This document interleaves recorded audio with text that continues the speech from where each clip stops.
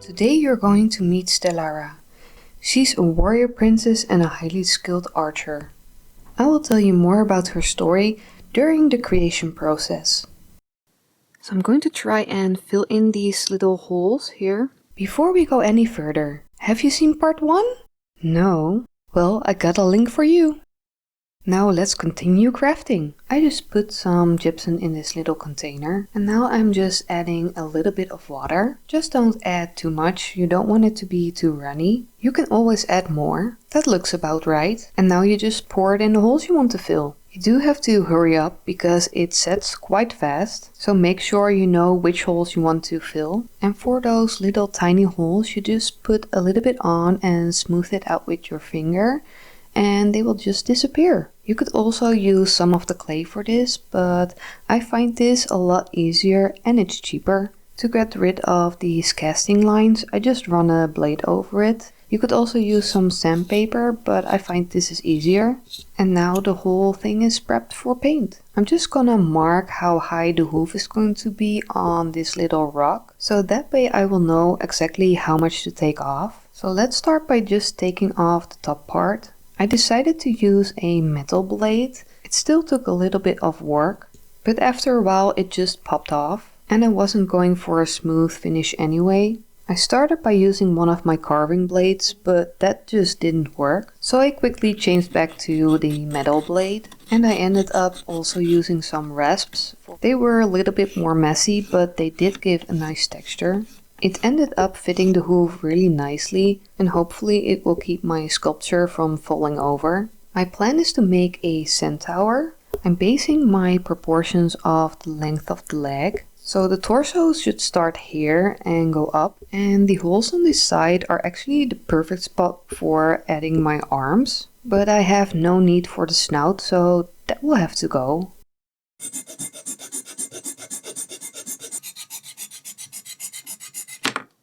So I was just setting up to get my wires in my armholes, and I tipped it over with my stupid brace and a leg broke. So even though I got a perfect mold and everything went well and I had all 4 legs, now I only have 3. But let's mourn our losses later and just continue making the arms. I'm going to use the armature wire that came with the kit. Using some small pliers, I'm just going to cut a length I think will be long enough. I'll be using the cosplay to secure the wire into the hole. So let's just open this together. I didn't expect it to be just one block. It also looks very dry. Here you can see me knead this clay into something usable. You can see how extremely crumbly it was. It actually hurt my hands to do this. So I ended up dividing it into even smaller pieces.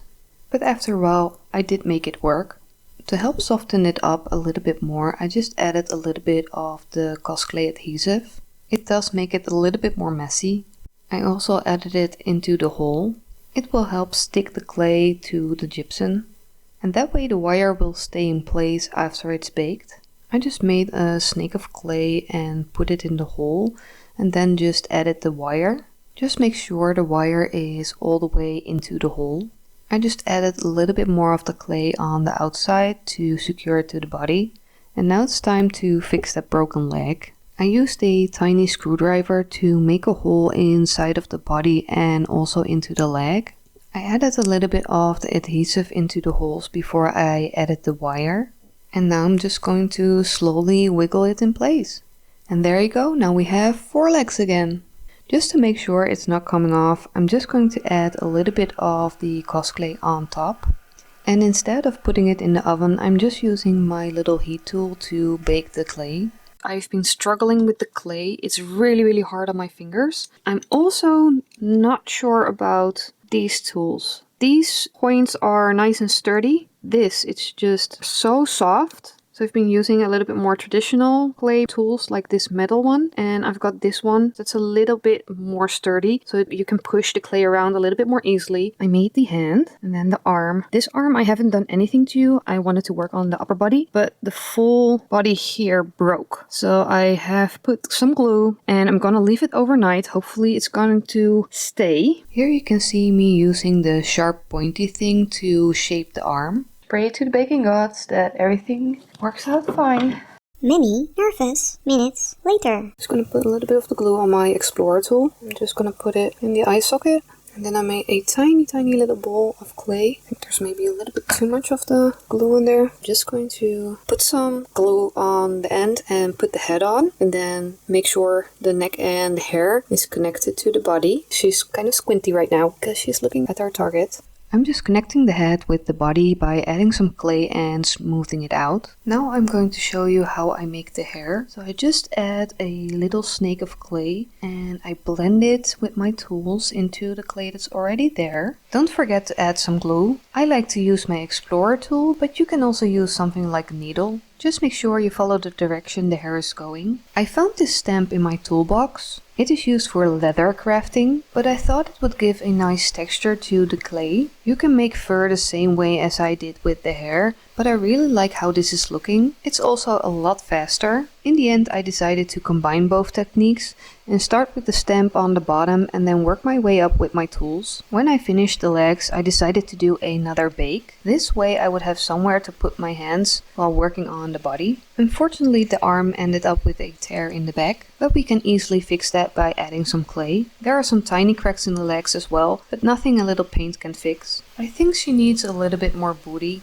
That's so much better. Now the proportions are a lot better and I really like the shape it has. Time for some more fur. This time I'm just using a small ball stylus and making some V shapes. I start on the top and then work my way down. She's fully covered in fur. And I also fixed the arm. It's time for another bake. Let's hope this time nothing breaks. The bake went well, nothing broke. I did change the shape of the hooves. They look a little bit more horse-like now. I also made a little test piece. That way we can easily test the paint. I want to try 3 different paints. First is the one that came with the kit. I could have just used this one, but I just wanted to know if any of the others also would work. The satin enamels and the Amsterdam I normally use for paint pouring, but recently I've been using them for other crafts as well. It's really hard to see, but this is the chalk, this is the satin enamel, and this is the Amsterdam. And this one is glossy and it doesn't need a finish. And I just want to see what will happen if I put a little bit of the paint on it to see how good the coverage is. Because I just want to see how much gets absorbed. So I made a little spray booth out of carton and I'm going to use the airbrush. I'm just going to take off the cap and open up the top. Let's just add a couple of drops. I did fully charge it and I was kind of scared because I've never used it, and when I turned it on it already blew air and I didn't know that it will blow the air constantly and only add the paint when you pull on the lever. These are dry and I just wanted to show you. So the one with the glossy paint, that's this one. You can just wipe off the paint, so that's a no-no. And I don't know if you can see, is that the Amsterdam paint? It's more even. This is just one coat of the Amsterdam and I can go over it with my nail, nothing comes off. If I do that the same with the chalk paint, can you see what's happening? It's coming off. I think I'm gonna go with my standard acrylic paint as my base. So let's mix up a skin tone, and from what I've read, I should be able to do it with these colors. So white, blue, red and yellow. 2 drops of the yellow, 3 drops of the red, 3 of the blue. I'm just gonna mix this. And I don't mind if the first layer is darker because I want to put a wash over it.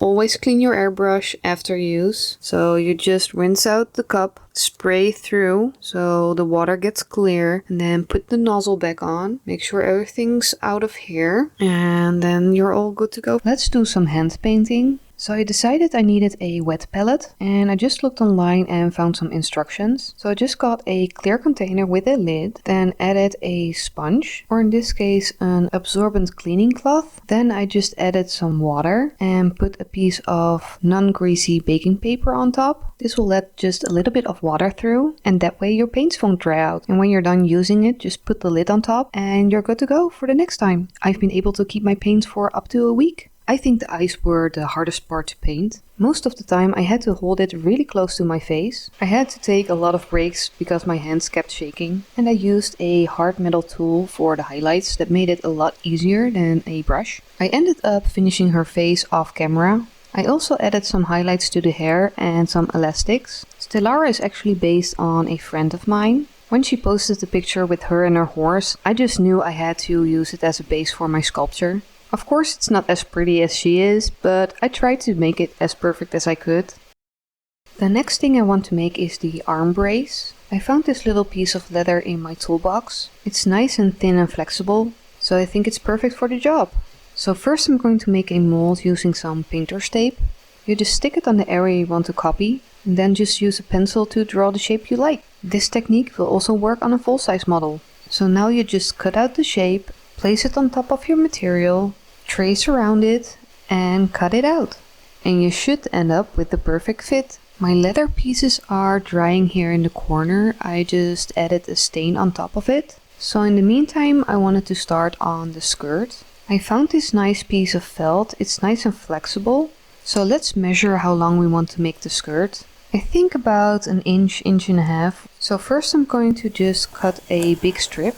I just got this new rotary blade and I really wanted to test it. Let's put the safety back on because it's pretty sharp. Now I'm just cutting the strip into panels. I'm going to use this fake leather strap and I'm going to string the panels onto it. I think it's going to look pretty perfect. So it's been a couple of days and I tried a couple of different designs and this is the final design. I really like the crisscross in the back. I also added the wrist guard. And I'm really happy how she's looking. I'm going to start working on the base next. I'm just gonna mark where she's going to stand because I want to keep those areas clear. I will be using some hobby sand and I'm going to add some PVA glue. Start by adding just a little bit because you can always add more and then just mix. You want it to look something like this. I also added a layer of the glue to the base, just to make sure it's really gonna stick. And now I'm just gonna spread it all around, leaving the spots where she's going to stand open. I'm just gonna add some fine sand. It will add a nice texture to the areas that weren't covered. While the base is drying, I'm going to work a little bit more on my leather pieces, starting by poking some holes. I decided to use some blue thread because that will go nice with the outfit. Let's see if we can make some fancy stitches. I think this design will look nice. It's time to make the arrows. I'm going to be using Worbla. It has two sides, a shiny one and a matte side. The shiny one sticks a little bit more. You use it by heating it up with a heating tool. This will make it flexible, but watch out, it's hot. As long as it's warm, you can bend it in any shape you like, and you can always reheat it. Just make sure you don't burn it. When it cools down, it will go hard again. So you can bend it in any shape you want, and it will just hold its shape. So for the bow, I just drew a shape on a piece of cardboard, and then I took a strip of Worbla and just bent into the shape I drew. For the arrows, I'm going to use a similar technique. I just used a pair of scissors to cut some thin strips. And now I'm just going to heat them up with my tool, and once they are soft, I'm just going to roll it, and that will create this shape, which will be perfect for making arrows. I like adding these tiny details. It does take a long time, but I promise you it will be worth it in the end. So my base is dry, and I brushed off all the loose sand, and now I'm going to add a base coat of brown. I'm just going to add the paint straight into the airbrush. I'm making sure I put on the lid. I don't want to spill the paint all over the table. I'm just going to adjust the airbrush. By twisting the screw on the back to the right, you are restricting how far you can pull the lever. That way I will get a nice even spray even when I just pull the lever all the way back.